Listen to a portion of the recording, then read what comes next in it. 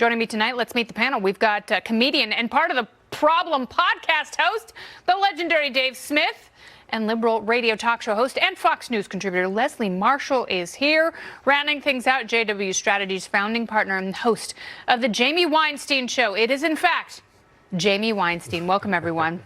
Hello. Hi. I love this. I think it's so fantastic and hysterical because, of course, I don't know that any of these people are going to get elected, but they are already such irresponsible stewards. Well, it's good practice for the job of wasting trillions of dollars. You start small, waste thousands of dollars. Doesn't matter if you're a Republican or Democrat? They all seem to enjoy doing it. At least, this was money that was given to them voluntarily and weren't threatening to throw people in cages if they didn't give them the money, the way the system works. No, but I hope people who donate money to these campaigns look at how the money is spent, and I hope they go, man, I thought I was getting a little bit more for that. But I will say about Bernie stuff and the swag that Bernie sells, people still have those crusty bumper stickers on their Priuses from everywhere. 3 years ago. Yeah, I constantly drive down the street and I see Sanders Warren or Bernie Warren, and they still have them. In California, yes, on a lot of the Priuses. Look, when people give to a campaign, whether it's a Democrat or Republican, unless they're getting the swag, and then they're buying that on top of their contribution, I don't think they're looking at where their money goes. I don't think they care where the money goes. I think they just want their candidate to be the nominee, and they want their candidate, once the nominee, to win. And by the way, I don't think it's bad money if you hypothetically rent a room for 10 grand and you get a bunch of people to come, and at the end of the day, you walk out with $1 million.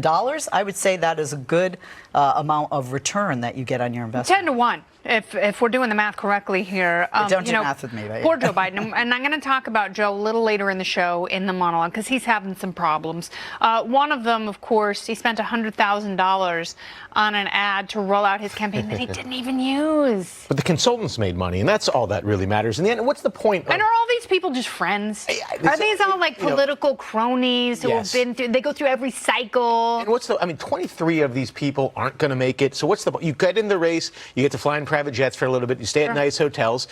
Hopefully at the end you get a cable news contract and a book deal. You're not going to be president. My favorite was Seth Moulton spent $40 on Harvard club dues, and then $115,000 He's not supposed to spend that. Yeah, and then $100,000 some dollars for primary state research. Well, I could have done it for $100. You're not going to be president. That's what they. Is he going to get any delegates? Yeah, I don't think and so. Beto, we thought was the worst driver of the bunch, but it turns out Cory Booker spent $500 of campaign cash on car repairs.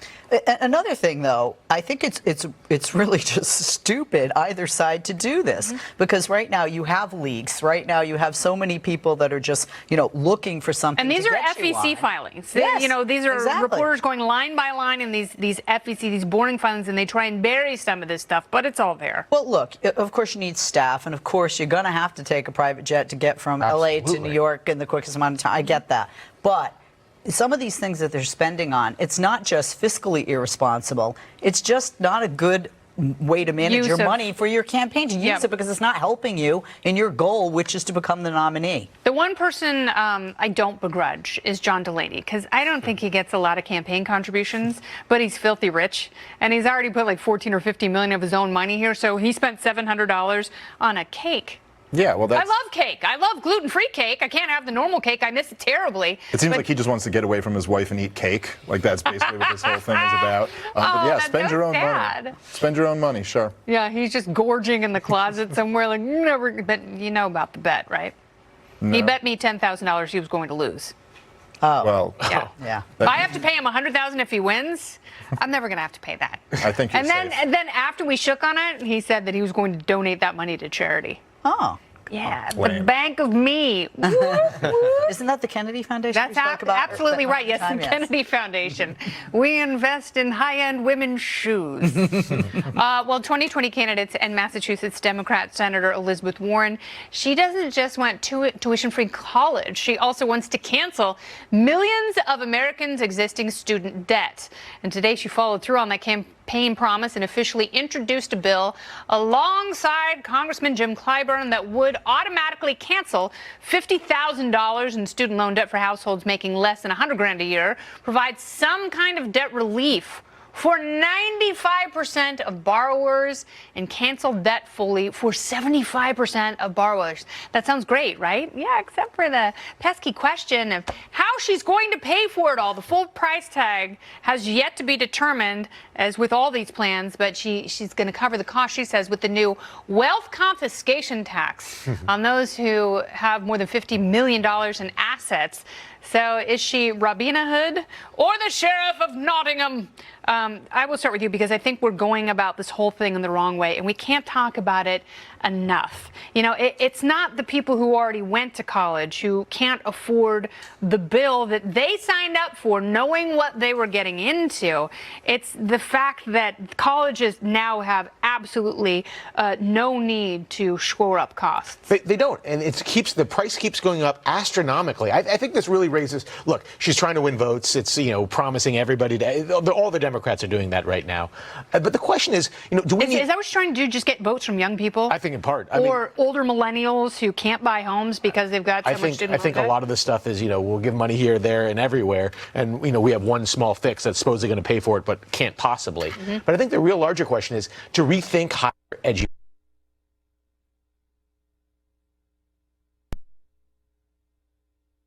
Go on to do great things. But if you're going to the 967th school in the country and majoring in women's studies and you racked up a six-figure student loan bill, you're not going to pay that back very easily. And it wasn't a good use of your money. There's probably other ways. But who are these schools that are encouraging students to get into these majors? That's what I don't understand. Because I didn't go to college until I could afford it.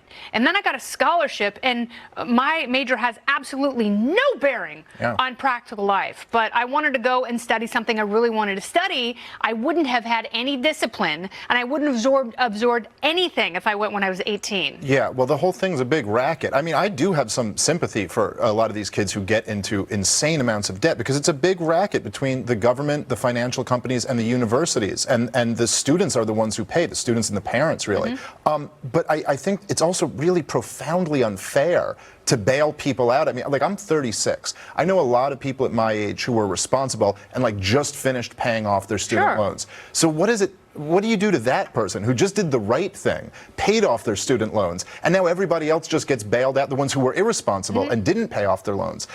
So it's bad policy. But I agree with, I think you make the most important point, which is that if you need to bail out 75% of these people, doesn't that conclusively prove that this was not a good investment? At least at this tuition price, this was not a good investment for you to go to school. So let's take that information and move forward with it. This tuition price, this major, yes, and don't study it until you can pay for it. And there are a lot of ways to get knowledge in your head without going to colleges that are going to rob you blind. I actually feel worse for people in their 40s and 50s who are stuck with bad home loans, who have higher interest loans that they can't refinance, who are responsibly paying things off, and the stimulus packages didn't help them out. They're the ones who are still busting their asses trying to get their kids through school, and there's no forgiveness for them, and they understand that. And there used to be a little bit more dignity when you entered into some of these contracts. The fact that the three of us agree, or the four of us agree on this issue is telling, because I think that's pretty much the mindset, even though a lot of the younger Democrats, especially, the millennials who are like, hey, look, I want a free ride. Amy Klobuchar, by the way, is not one of the Dems that agrees with that. Nor is Hickenlooper or Delaney. Exactly.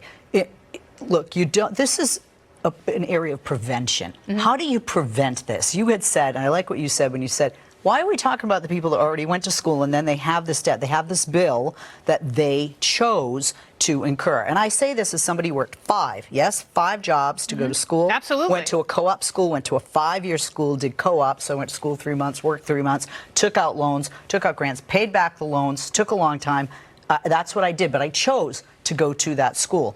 And if I don't have a problem with making maybe a 1 or 2 year community college free going forward, but I definitely feel the costs are just astronomical. Okay, but if you're going to subsidize and you have to rein that in. Absolutely. If you're going to subsidize it, there has to be some accountability, and there's not. And with this system, public universities are just licking their chops because they're going to get even more money. They're going to hire even more administrators. They're going to be even more bloated, and they don't care because they're not on the hook for it. Yeah, they're willing to take $100 $100,000 from these kids and give them a gender studies major. I mean, it really is despicable that universities are willing to do this. But the whole system is, and the only answer is get the government out of the business of subsidizing or nowadays controlling student loans. Yes, and it's just going to push the price up. That's the name of the game. That's what it's all about. It is about control, and it's about these groupthink factories and what they churn out in the end, which is more people who think the exact same way because critical thought is gone. If it weren't, we would see a more rational approach to education. We've got touch my body, put me on the floor, twist me around, play with me some more, touch my body. a very inappropriate song for Al Franken, who now thinks the Me Too movement went too far, forcing him to resign. The former Minnesota Democrat senator interviewed by The New Yorker this week, and when asked if he wishes he had stood his ground against the outrage mob, the man who played Stuart Smalley said, quote, "Oh, yeah, absolutely. After all, he's good enough, he's smart enough, and gosh darn it, people kind of like him." 36 Democrat senators publicly called for Franken's resignation after a photo surfaced of him pretending to grope a female colleague on a USO tour. Chief amongst them, yeah, she was leading the pack, New York Senator and presidential waste of time, Kirsten Gillibrand, who told a town hall last night she has no regrets about leading the charge. Yeah.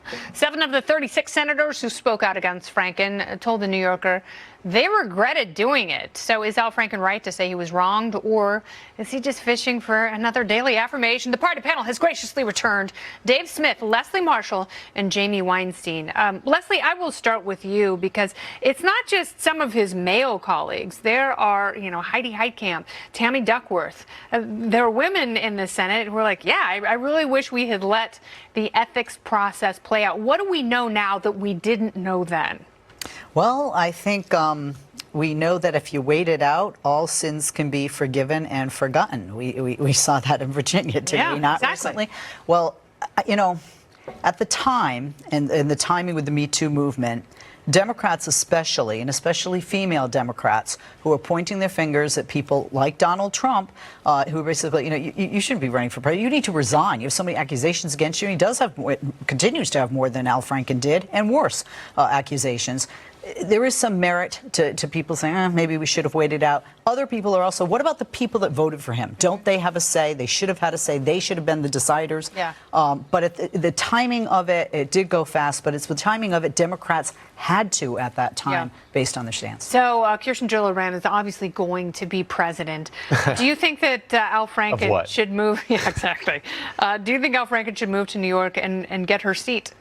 No, I mean, he should run again in Minnesota. Don't you think he should? I don't know if he'd win. I don't know if he'd. I think, look, this whole thing is enraging in a certain sense. A lot of people on the left, intellectual left, Ezra Klein, who I actually quite like, but he's kind of a leader. He once said that on campus there should be, we should have to live with the fact that some men will be falsely, maybe expelled from school and things like that because to correct a societal issue. With the Kavanaugh, I mean, there is less evidence with Kavanaugh that something happened than there is with Franken. I do believe in due process. I don't know if he should have resigned. I think he should have been able to have the ethics hearing. I think perhaps the people of Minnesota should have had a say.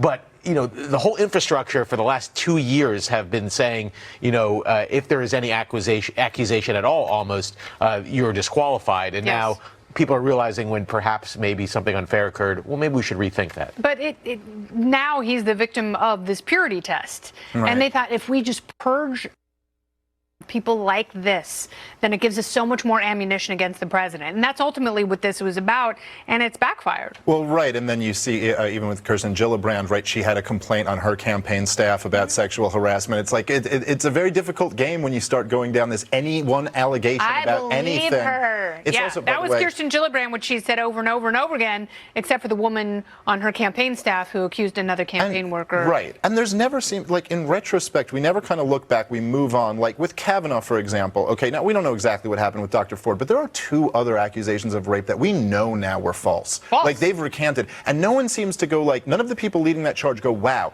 that was horrible. That was like a genuinely horrible thing that we did to this person. Unfortunately, we have to leave it there. It is a tough place, but we will be back at some point to rehash this and so much more. And Jamie, Leslie, and Dave, thank you all so much. Thank you.